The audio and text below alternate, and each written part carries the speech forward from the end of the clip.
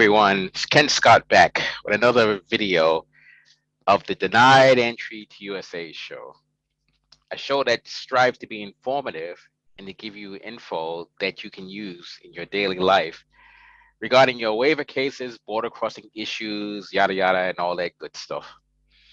So, look, we had a lot of positive changes since we made the last video. I won't bore you guys too much, but it looks like there's a possibility we can open up another 4, if not 2 locations. So that's going to put us up to 8 locations because the Yorkshire one is done, but we still have the London one. So I don't know. We just might be able to get to the 10 locations. So it's the groundwork is laid. But anyway, that's for a different day. I wanted to do this video. This one is on misrepresentation, and we've had a fair amount of people who called us this week and they were asking questions about it. They signed up with us, and I'm seeing a common theme here. It seems like a lot of the clientele or a lot of people, they don't understand how misrepresentation works in regards to the US border crossing. So what I wanted to do was kind of go over it briefly, and I'll try to put this in, maybe grade 8, grade 6 or grade 8 language. And that way, because this stuff is fairly dry, and I don't want to bore you guys or put you to sleep, but I'm going to make it simple so you can, you'll get the picture is the bottom line, because you guys need to understand what misrepresentation is and how it can really screw you up. And this especially applies for you guys who use those discount waiver companies and you've actually did not need a waiver, but because of you using them, the wrong info was placed in your file. You now have talked yourself verbally into needing a waiver, even though Batman's Pardons and Waivers completed it, but because you signed your name to it, you're done. So I'm gonna come back to that in a bit. I want to read this to you. So what I did was, I've got the actual manual here, and this is for the code. So I'm going to read misrepresentation to you. So any alien who, by fraud, obviously you know what fraud is, who willfully misrepresents a material fact, seeks to procure, number 1, or sought to procure, number 2, or has procured, number 3, a visa, other documentation, or admission into the United States or other benefit provided under this act is inadmissible. Now, let me let that sink in with you guys. Let's say your name is Sally Sue. You're driving down from Yaletown in Vancouver, and you're going to see your boyfriend in, I'll say Seattle. Let's just say Seattle. So you get to the border, and then Joe Smith, the border guard, says to you, the U.S. Customs and Border Protection officer says to you, "Where are you going, ma'am?" And you say, "Well, I'm going to Bellis Fair Mall for shopping purposes." He says, "Which stores are you going to attend?" You say, "Well, I don't know." He said, "What do you mean you don't know? You're going shopping, you don't know which stores you're going to attend." "Yeah, who are you going with?" "I'm going alone." So you mean to tell me, you're trying to tell me you're going down to Bellis Fair Mall alone. You're not meeting up with anyone just to go shopping, and you're coming right back. Nothing else, nowhere else. And well, yeah, I guess. Okay, ma'am. Pull over there, park. Lane 23, we got one coming in. So then you go inside and you may see that officer, or you may see a different officer, and you go to the same spill and say, "Ma'am, why are you going to Bellis Fair alone? Like, what's going on here?" And you say, "Well, why can a girl not shop?" "Yeah, a girl can shop, but we have a reason to believe, or we think that you're not going only for shopping, you're doing something else. So I need you to be honest with me right now and tell me what's going on here." And more likely than not, she's going to say the wrong thing, and they're going to find out. So I need to see your phone, man, or your Instagram or your Facebook, but still a phone. And they're going to look through the phone and find out you're going to see the boyfriend in Seattle. And he initially asked you if you had a boyfriend in Seattle. I mean, you could have said yes, you could have said no. Let's say if you said no, then he finds out you're going to see a boyfriend in Seattle. He says, "I thought you told me you did not have a boyfriend in Seattle." And she said, well, yes. I said, oh, so you made a false statement. Well, why did you make a false statement, ma'am?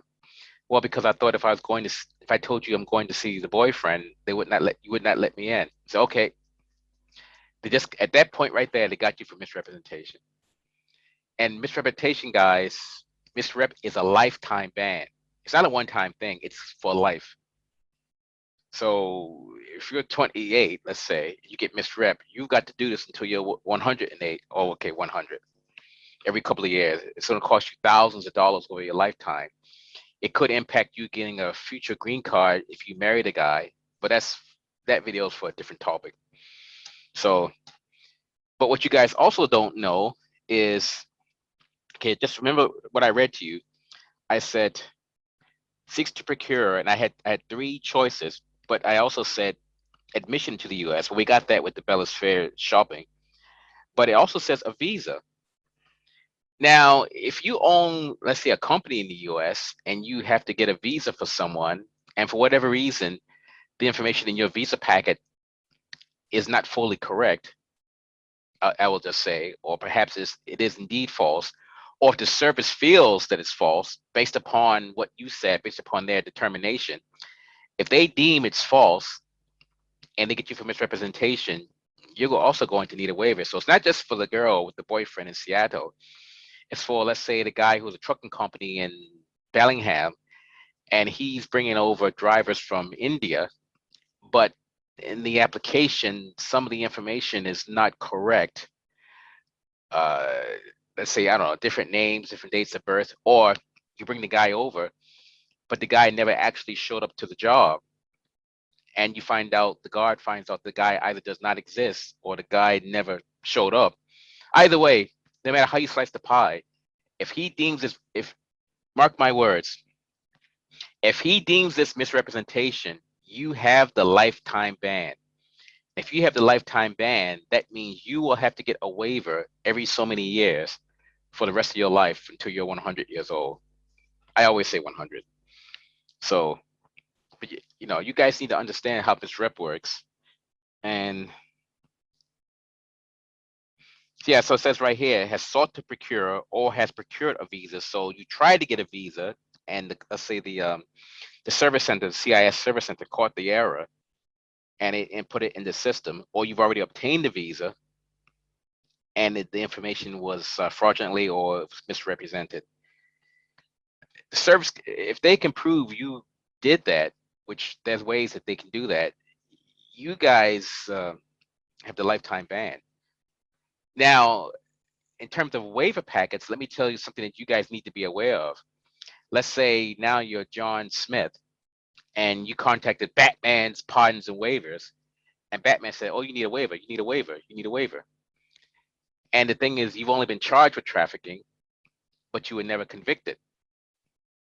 So so then Batman does your waiver packet. He puts in there that you've PPT charge, but then you do your own letter explanation, which is why we do them for clientele. But you do your own letter and you explain how the fact that the product was found in a car, you know, in the trunk, you know, all that good stuff, yada yada, and you sank your own ship.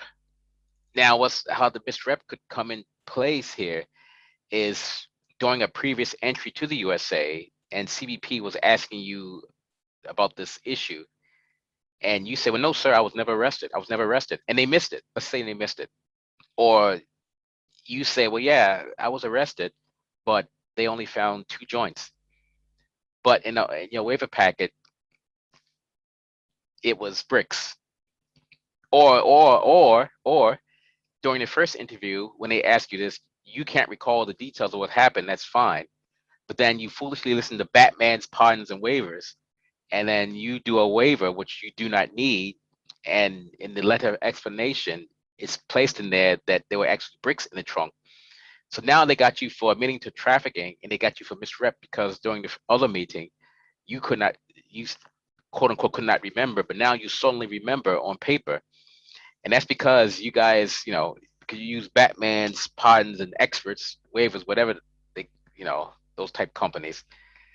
They're going to get you for admitting to the trafficking and for the misrep because you did misrep misrepresent yourself to obtain entry that time or attempt to gain entry to the USA. So yeah, I mean, I'm not going to bore you guys with this stuff, but you need to understand misrep. You guys need to also understand, like for these waiver packets, it's not just what you say verbally. Even in these waiver packets, whatever you put in that packet or whatever Batman puts in that packet for you, you did it. Even if you were charged with stealing the car, you were never, you know, you were never convicted. But because the fact that you admitted this time, you admitted to it, or on prior occasions you denied it, and they can tie those two together, they got you for misrep. So you guys, you got to be careful what you say verbally, or you got to know what I should say. You really should know what you're saying to these guards, and you really need to watch who you hire for these waiver packets. Some of you guys cheap out way too much, and you end up screwing yourself, and you need a waiver.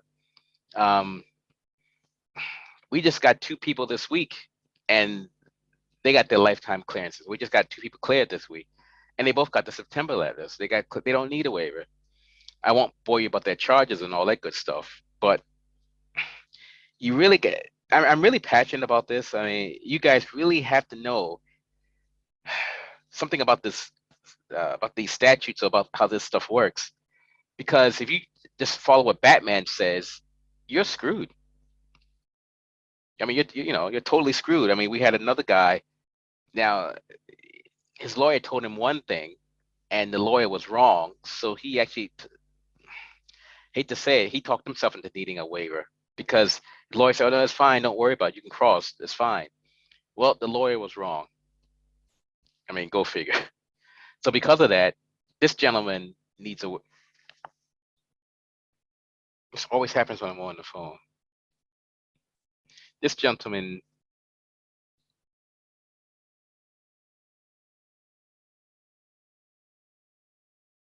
This gentleman needs a waiver. Okay, perfect. Okay, sounds good. Thanks. So he will get it tomorrow. This client just dropped off some documents. He met the Siri manager. Yeah, all good. There. Okay. Yeah. But yeah, so the reason why I'm saying this is because the thing is right now we have a lot less time to be online to like different groups and stuff because we have I hate to say too much business, but oh good. We are exploding in business. So we've had to make a couple of changes, things here and there. I won't bore you guys with it. So I was thinking, you know what? Now it's time I can make a quick video regarding this topic. And I think what I'm going to, well, no, I'll hold off on that. I'll hold off on that. That'll be for another video. So anyway, guys, I don't want to bore you too much. So now you know about misrepresentation. The code is 212A6CI, and which I read to you. And the discount waiver companies, they don't understand this code. They don't understand how it works. They don't understand any of these codes, how they work, how to apply them, how the service uses these codes against you, and how you can use these codes actually to your benefit if you know what you're doing. They don't know. They barely even know their names. So it is what it is. But yep, here's the, let me see, yep. Yep, so here's the actual manual. You guys know I'm not making this up. That's the actual manual.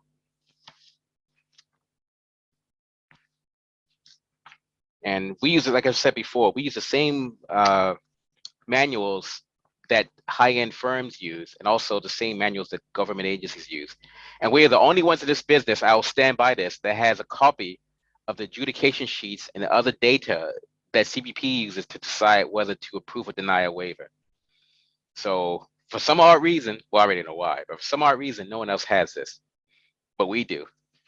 So anyway, guys, so if you want to use the organization that has a 98 to 99% success rate, that gives you provides limo service to you down to the border to file and all that good stuff for our VIP people, then hey, give us a shout at 888-908-3841 or 604-332-9213.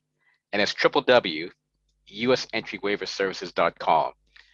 And I think what I might start doing here within the next few months is because I mostly meet the higher end clientele in Surrey, the Surrey office, Surrey, BC. What I'm going to start doing with Surrey manager, we're going to start meeting the moderate and other clientele as well, because kind of a long story. I won't bore you guys with it, but I'm going to start diversifying and just I want to see all you guys. I want to make sure all you guys are happy, you're satisfied.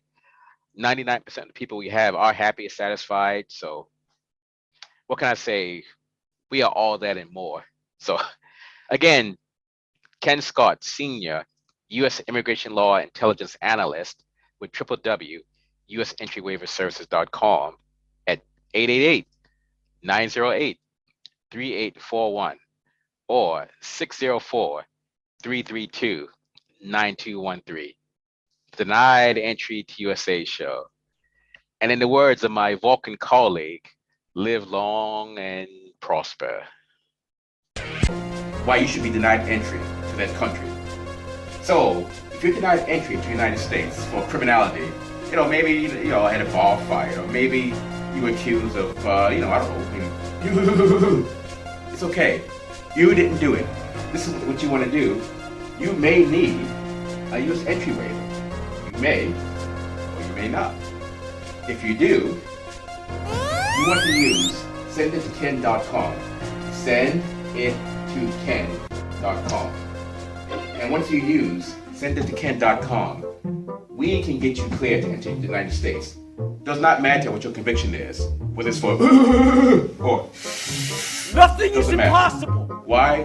Because we're there. You need us. Sendittoken.com. I gotta tell you, folks, wait till Hulk Hogan comes out here. The roof is gonna come off the Bell Center here in Montreal.